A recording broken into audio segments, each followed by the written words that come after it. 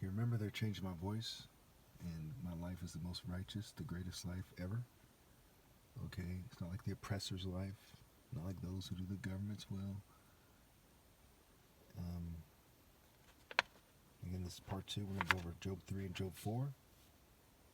I'm reading Job not because I relate to him. I basically don't. I know what it's like to miss out on things and so on and so forth, okay? But you know what I really miss out on? Some rock and roll skank, some privileged daddy's little girl, some gold digging punk ass harlot? No. It's important to note that when you do the right thing, you have a much more fulfilling life than those who don't. And I mean the right thing in reality. Not what the police would say is the right thing, or the military, or the government, or your churches. What is actually right. All right, Job 3. After this, Job opened his mouth and cursed the day of his birth. He said, "May the day of my birth perish, and the night that said a boy is conceived. That day may it turn into darkness. That day may it turn to darkness. May God above not care about it. May no light shine on it. May gloom and utter darkness claim it once more. May a cloud settle over it. May blackness overwhelm it. That night may thick darkness seize it. May it not be included among the days of the year, nor be entered in any of the months. May that night be barren. May no shout of joy be heard in it. May those who curse days curse that day, those who are ready to rouse Leviathan. May its morning stars become dark. May it wait for daylight in vain, and not see the first rays of dawn. For it did not shut the doors of the womb on me to hide trouble from my eyes. Why did I not perish at birth and die as I came from from the womb? Why were there knees to receive me and breasts that I might be nursed?" Again, this is interesting because in Luke 23, Christ says, blessed are the childless women, the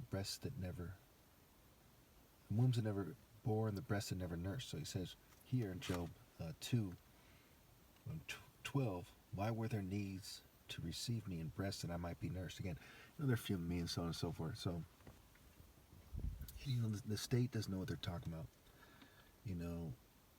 When you disrespect my explanation, I have to fire back at who obviously is behind this, okay?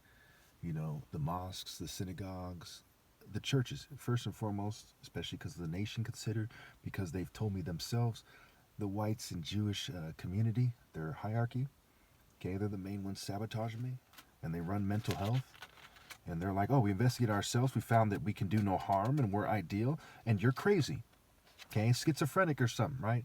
And it's fucking disgusting. They are like Nazis. They are literally like Nazis. They're occultists, okay, they're control freaks. They have some kind of, when they're in social clubs, they have some kind of pristine suit with some kind of symbol on it, right? Crest. There's a lot of parallels. With the police boots and the motorcycle cops, the German shepherds. I mean, it's a Nazi state. It's a KKK, Nazi, rich, privileged, English oppressor sort of state, and there's no way around that. It is stupid for them to live in the construct and not in reality. And every moment, every day, they refuse to be a man. So it's like a little kid to say, it's like the Toys R Us, back in the day, the Toys R Us giraffe. Okay, they refuse to say, hey, the construct is for kids, right? It's silly rabbit tricks are for kids. You see what I'm saying? Reality is for men.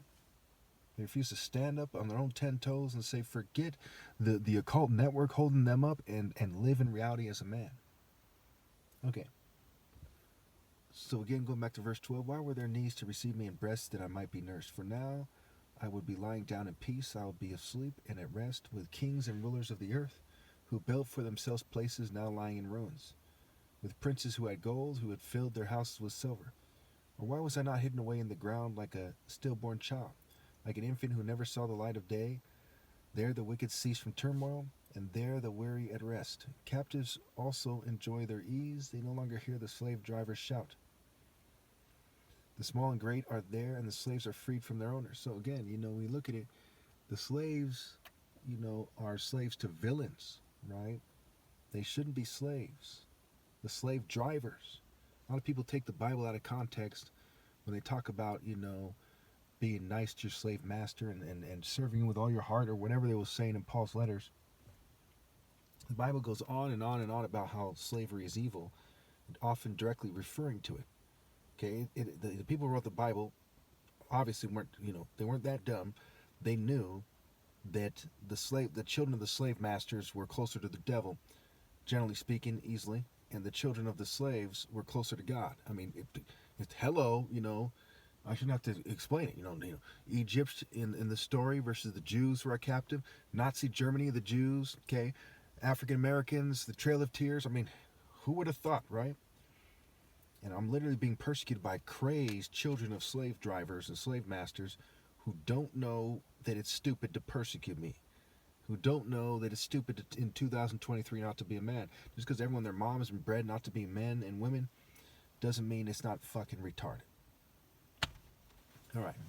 Now some of you might say, why you curse when you read the Bible? To me, write this down in case you ever have any questions. To me, the Bible is not a holy book.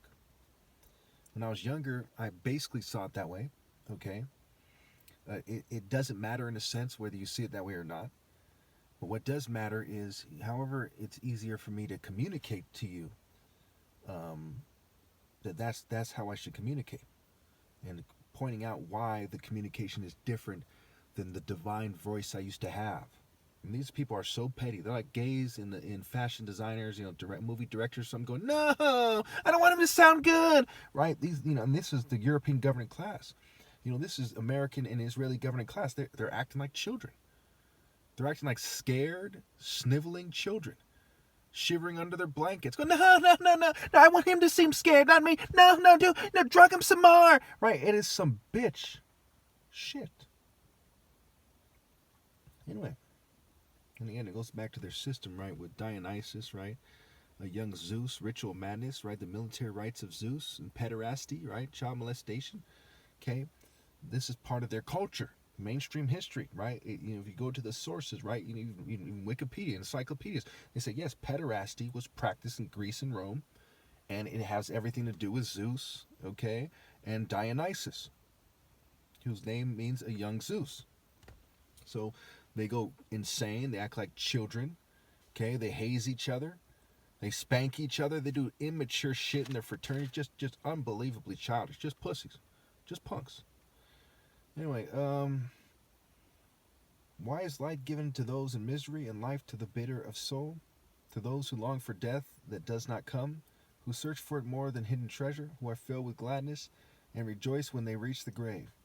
Why is life given to a man whose way is hidden, whom God has hedged in? For sighing has become my daily food, my groans poured out like water. What I feared has come upon me, what I dreaded has happened to me.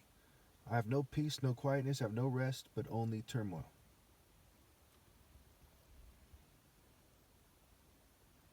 Job 4, Eliphaz. Okay. Then Eliphaz the Temanite replied. So again, he starts groaning in Job 3, right? After Job 1 and 2 explains to us, that Satan's roaming the earth and he wants God to test Job. Okay. So Eliphaz, one of his friends, Eliphaz the Temanite replied, if someone ventures a word with you, will you be impatient? But who can keep from speaking? Think how you have instructed many, how you have strengthened feeble hands. Your words have supported those who stumbled. You have strengthened faltering knees. But now trouble comes to you, and you are discouraged. It strikes you, and you are dismayed. Should not your piety be your confidence, and your blameless ways your hope? Consider now who, being innocent, has ever perished. Where were the upright ever destroyed? As I have observed, those who plow evil, and those who sow trouble, reap it. At the breath of God they perish, at the blast of his anger they are no more. The lions may roar and growl, yet the teeth of the great lions are broken.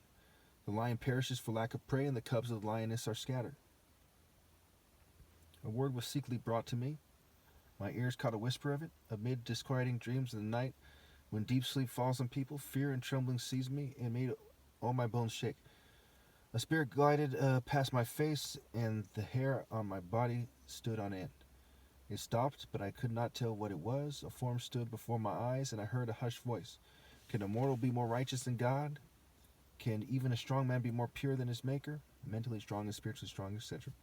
If God places no trust in his servants, if he charges his angels with error, how much more those who live in houses of clay, whose foundations are in the dust, who are crushed more readily than a moth? Between dawn and dusk they are broken to pieces. Unnoticed, they perish forever. Are not the cords of the tent pulled up, so they die without wisdom? All this is saying is the obvious in a fancy way, okay, and it's using lions as an example.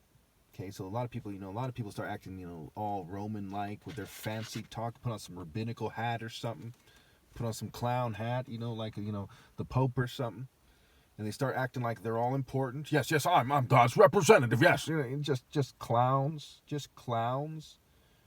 in pedophile churches, just silly old, batty old, crazy old fools. But there really is nothing profound in Job 4. Okay? Can a mortal be more righteous than God? No. Can even a strong person, So what he's saying is basically he doesn't